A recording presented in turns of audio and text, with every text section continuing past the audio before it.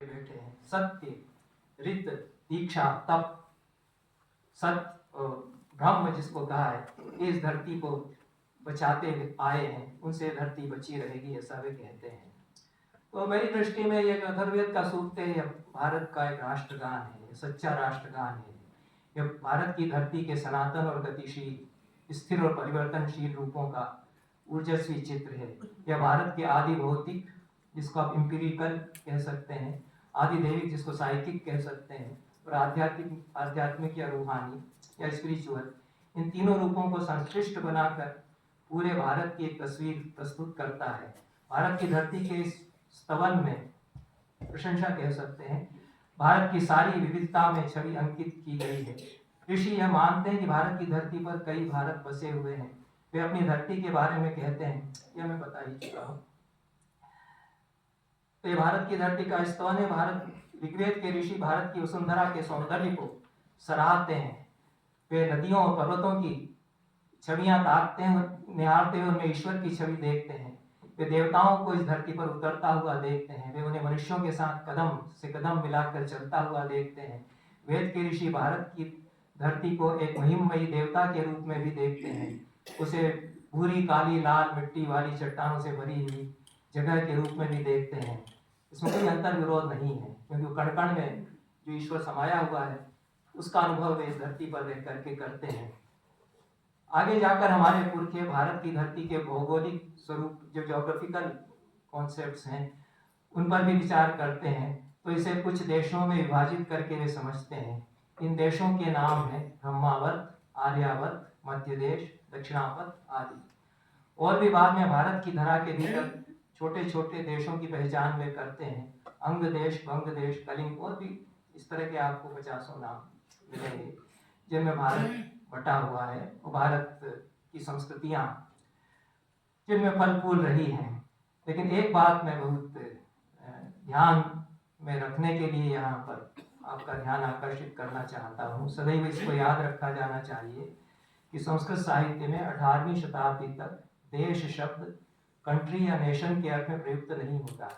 ऐसे कई शब्दों की सूची मेरे पास है जो 18वीं सेंचुरी तक उस कनोटेशन में नहीं आते, उस अभिप्राय में नहीं आते जिस अभिप्राय में हम आज उनको प्रयोग कर रहे हैं। और हमारी भाषा को के साथ खेल हुआ है 200 सालों में। अंग्रेज लोगों ने बहुत सारे हमारे कॉन्सेप्ट बदल दिए। तो देश शब्द जो है हमारे यहाँ जिसको हम देश कह रहे हैं हिंदी में, कंट्री के अर्थ में नहीं आता संस्कृत में, क्योंकि रीजन के अर्थ में आता है। और जिसे कंट्री हम कहते हैं उसके लिए वर्ष शब्द है। भारत में वर्ष ही जोड़ा जाता है। हमेशा प्राचीन साहित्य में 18वीं शताब्दी तक भारत के आगे वर्ष जोड़ेंगे। भारत देश नहीं कहते हैं वो लोग, क्योंकि उनको मालूम है कि देश तो कई छोटे छोटे रीजन है। भारत के भीतर 100-150 देश हो सकते हैं, लेकिन वो वर्ष एक है। उस वर्ष का कॉन्सेप्ट है, उस पर मैं आऊंगा। तो ये जो औपनिवेशिक विरासत के बदौलत हमारी भाषा के साथ खेल हुआ और बहुत सारी हमारी अवधारणाओं में हेराफेरी की गई है। बहुत सारे शब्दों के अर्थ कुछ के कुछ हो गए हैं। तो प्रदेश तो और भी सीमित अर्थ में आता है संस्कृत में। आजकल प्रदेश हम स्टेट या राज्य के लिए कहते हैं, मध्य प्रदेश कहते हैं, उत्तर प्रदेश कहते हैं।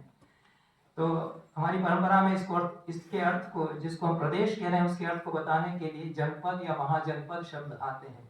इतिहास के अगर कोई हो, प्राचीन इतिहास के कोई विद्वान हो, तो वो शायद इसकी तस्दीक करेंगे कि जनपद और महाजनपद क्या क्या थे हमारे यहाँ। उनकी सूचियाँ मिलती हैं। बुद्धिस्ट एज में 16 जनपद पूरे देश, महाजनपद 16 पूरे देश में हुआ करते थे। तो ये स्टेट्स के लिए तो महाजनपद और जनपद फिर उससे कुछ छोटा उसके लिए आते हैं।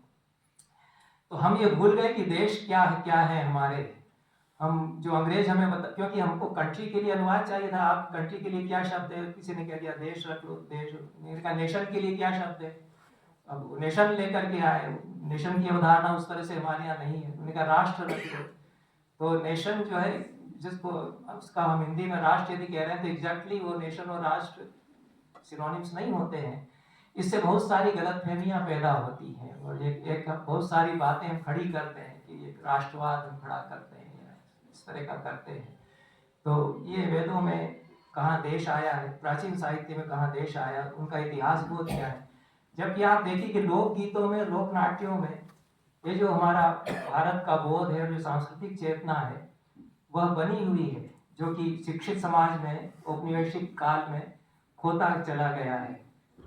राजस्थान के लोकगीत में जब केसरिया वालन को देश में पधारने का न्योता दिया जाता है, वहाँ इंडियन नेशन या कंट्री दैट इज इंडिया में आने का न्योता नहीं दिया जाता, वो अपने जनपद में आने का न्योता दिया जाता है। अंग्रेजों की दी हुई शिक्षा व्यवस्था में कथित पढ़े लिखे भारतीयों के मन में जो गलत देश बिठा दिया गया है, निरक्षर ग्रामीणों के मानस में सच्चा देश धड़क रहा है।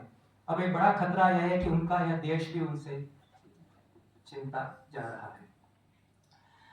महाभारत में तो भारत के भीतर सैकड़ों अत्यंत मनोहर देशों का वर्णन किया गया है। महाभारत तो पूरे भारत का जैसा वर्णन उसमें हुआ है, उसके लिए तो आप एक बड़ा प्रोजेक्ट ले सकते हैं कि महाभारत में जो जितने रीजन्स हैं और उनकी जो संस्कृति और उनकी जो पॉलिटी, इकोनॉमी, सब के वर्णन है वो बहुत विविध है, बहुत सजीव चित्र हैं उसके।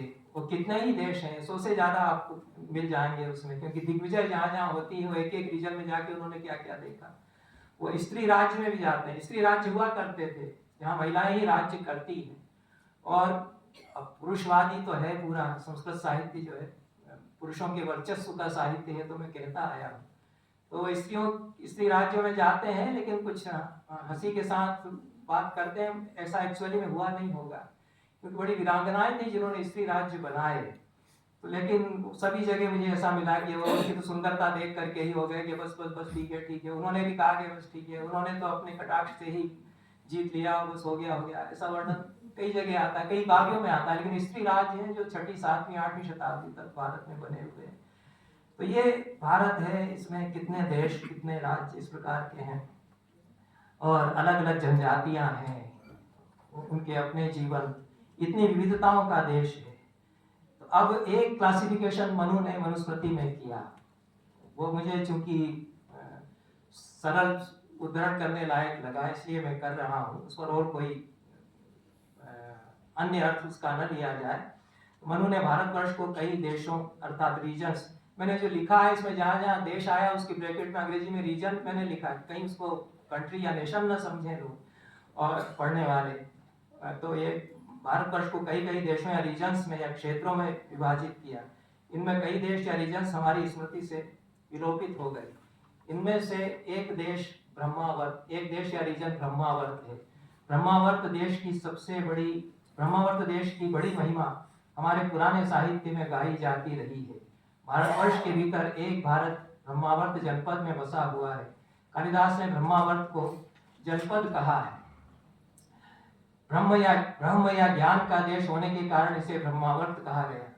मनु कहते हैं कि सरस्वती और दृशवती नदियों के बीच का देव निर्मित देश या रीजन ब्रह्मावर्त है। ब्रह्मावर्त देश या रीजन सारस्वत साधना का देश है।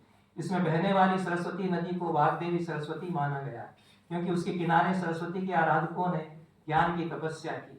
अब ये हो सकता है भाई ये क्या अजीब चीज है, जो हम पढ़ते हैं वेद को, उसमें सरस्वती नदी और सरस्वती देवी में कोई फर्क नहीं है। वो कहते हैं यही सरस्वती देवी है और यही नदी भी है, कोई अंतर नहीं। जैसे गंगा नदी और गंगा देवी भी है। फिर उसका आप विग्रह बनाइए चाहे न बनाइए, लेकिन उनके लिए जो बहता हुआ जल है वो सिर्फ बहता हुआ जल नहीं है, क्योंकि उन्होंने ज्ञान की इतनी साधनाएं की, जो तपस्याएं की हैं, वो सब उसके किनारे की हैं। वो नदी से एकाकार हो गए। वो कहें कि इस नदी के किनारे रह करके हमने चूंकि ये सब किया है, इसलिए हमारे लिए सरस्वती है नदी। फिर सरस्वती लुप्त हो जाती है तो उसका एक अलग आख्यान बनता है। तो यह उस पर ज्यादा हमें न जा करके, ये जो सारस्वत प्रदेश कहा गया सरस्वती के किनारे किनारे के देश को, वह एक देश है और उसको ब्रह्मावर्त भी कहा गया। तो क्यों ब्रह्मावर्त कहा गया और क्यों सारस्वत कहा गया? ब्रह्मावर्त और सारस्वत देश भारत के ज्ञानमय विग्रह के साकार रूप थे, वे अब लुप्त हो चुके। अब तो कोई जानता नहीं है। हिंदी साहित्य पढ़ाने वाले शायद, क्योंकि जगदीश जी हैं और हिंदी के आचार्य लोग हो सकते हैं, तो प्रसाद ने कामायनी में सारस्वत प्रदेश की बात की है, क्योंकि वो मनु का समय उसका आख्यान प्रस्तुत करते हैं। उस समय जो सारस्वत प्रदेश था उसको प्रसाद कम से कम जानते हैं। लेकिन अब तो हम नहीं जानते हैं कि ये जो जहाँ ज्ञान की ऐसी साधना की गई है, पूरा का पूरा देश वह ज्ञान साधना का देश, वही भारत का एक भारत है। मैं इसमें तो समय नहीं रहेगा, लेकिन मैं कहता आया हूँ कि हमारे यहाँ कई गांव ऐसे थे जो यूनिवर्सिटी